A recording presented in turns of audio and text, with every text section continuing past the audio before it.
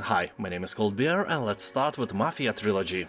Steam is notorious for hiding good deals in their search bar, so as always you can't find it just by typing it in. Instead you have to go to any Mafia Definitive Edition game and then you will find the trilogy. Although it looks like a great deal, you know, you're getting all 3 games cheaper than the original cost of any single one of them, don't be so quick to spend your hard-earned money. Because only the first Mafia game is perfectly remastered, the rest of them look bleak in the light of it. Also, when on sale, the first Mafia Definitive Edition, which is basically a GTA game just set about 90 years in the past, goes for about 14 euros or similar amount of dollars, and it's totally worth it. So you can think like this: if you buy this bundle, you pay 14 monies for the amazing first part and 5 monies each for the second and third part, and the latter two are not very good. They both have mixed reviews on Steam. So is a game with a mixed review score worth 5 euros or dollars? Especially when you have to buy both of them and pay 10. I don't know, I guess it's up to you and your relationship with Mafia games in general.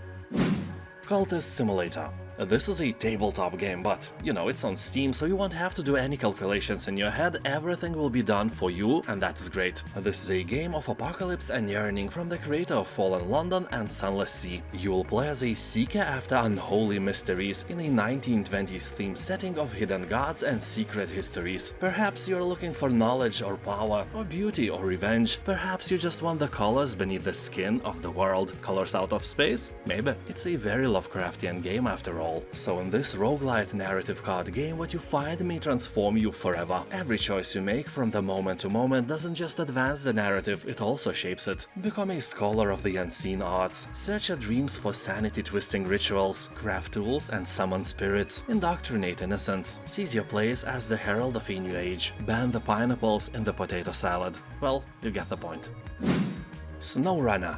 Well, this is officially a realistic driving game about getting from point A to point B while transporting various cargo. But I would rather call it a Souls-like roguelite puzzle game. Of course, not in the real terms, but rather metaphorically, because the game is insanely hard and you will be doing the same task again and again. Basically, here you have to drive a heavy load truck to the appointed destination. But the trick here is that the road is not what you normally expect. You will have to deal with snow and mud, ice, rivers, fallen trees, and so on. And if you get stuck for real, that's kinda it, you will have to try again. And of course, avoid mistakes of the past, which you can't in real life. You know, all the mistakes you made in your life led you to this very moment where you watch my video. Yeah, well, honestly, if you would have done something differently, you could have ended up in a lava lake instead, or in the belly of a shark. So maybe your decisions were not that bad. Pat yourself on the shoulder. The Quarry.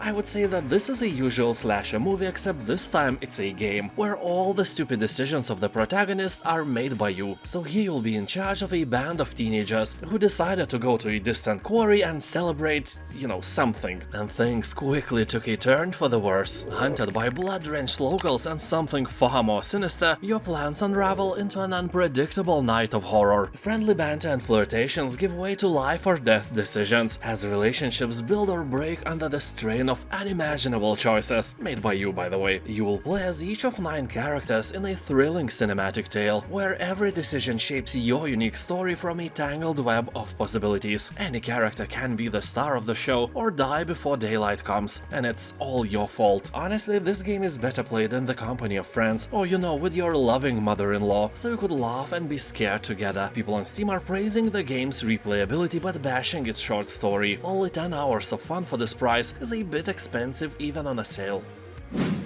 A Little Nightmares. This is one of the best side-scrolling games I have ever played. Its dark and vicious atmosphere, strange creatures and grotesque world kept my attention for many hours. You'll help the protagonist to escape the Maw, a vast, mysterious vessel inhabited by scary corrupted souls looking for their next meal. Not as scary as pineapple in the potato salad, but still kinda terrifying. As you progress on your journey, you explore the most disturbing dollhouse playground full of secrets to discover. You'll reconnect with your inner child to unleash your imagination and find the way out. Creepy vibes guaranteed. Blacktail, here the choice is yours. Will you become the guardian of the woods or the terror nightmares are made of? You play as Yaga, a 16-year-old girl accused of witchcraft and expelled from medieval settlement. Well, I know what I would be doing after that. Definitely not helping poor folk from the aforementioned village to heal their sick cattle. No, I would rather secretly put pineapple into their potato salad. Anyway, here you will decide the fate of the land and its inhabitants, and witness the impact of your decisions on your skills through an implemented morality system. Craft arrows and potions, hunt wild animals, and gather resources to survive in the ominous woods. People on Steam are saying that the game feels more mature than the visuals it provides, and the story is really dark and captivating.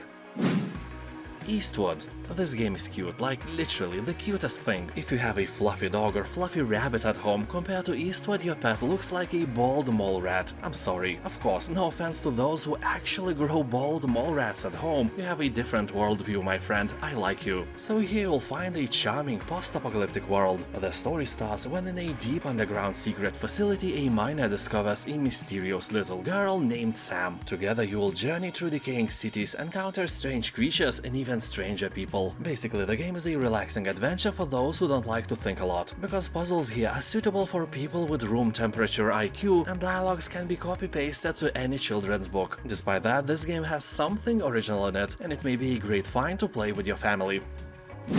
Far Cry New Dawn. Far Cry games have always been colorful, but this is an absolutely next level of an airy-fairy unicorn carnage. They call it vibrant, I call it eye-melting. Despite that, Far Cry New Dawn is a decent game. Here you will dive into a post-apocalyptic Montana, 17 years after a global nuclear catastrophe. You will join fellow survivors and lead the fight against the dangerous new mob and their ruthless leaders, as they seek to take over the last remaining resources. And you are not in a mood to give your potato salad to anyone. You are more fond of bloodshed and carnage, and this is what you will do here. If you have a friend or loving mother-in-law, you can play this game together in co-op mode as well. People on Steam are bashing New Dawn for being just a shadow of Far Cry 5, and I agree, it should have been a DLC. But when it's on sale, why not? It costs as DLC as well, except you don't need the base game to play it.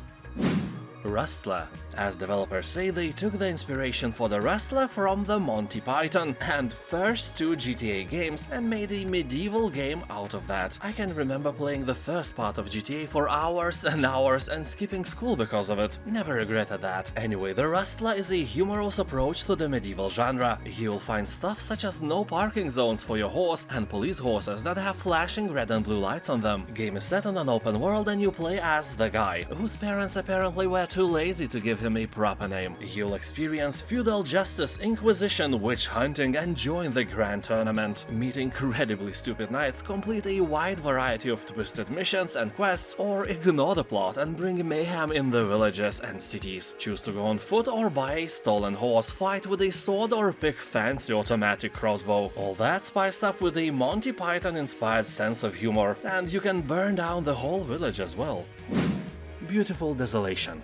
I can honestly say that this is one of the coolest games I have ever played. It may sound silly because this is actually a point-and-click game, but it was made so well I was very impressed during my playthrough, and I still am. They wanted to create something original, something different and never seen before, and I can clearly say that they succeeded. I promise you that story-wise you never played anything like that. The whole game feels like some that surrealistic sci-fi dream of Carl Sagan, with weird characters, weird conversations, and weird atmosphere in general that somehow still makes sense. If you ever read anything by Philip K. Dick, you will understand what I'm talking about. And this game is pure art, but it's hard. It won't guide you by a hand or penis, and puzzles you have to solve are no joke. So prepare to be mentally humiliated and deal with the fact that your IQ is not as high as you think it is. Thank you for watching, have a nice day. And I'll see you next time.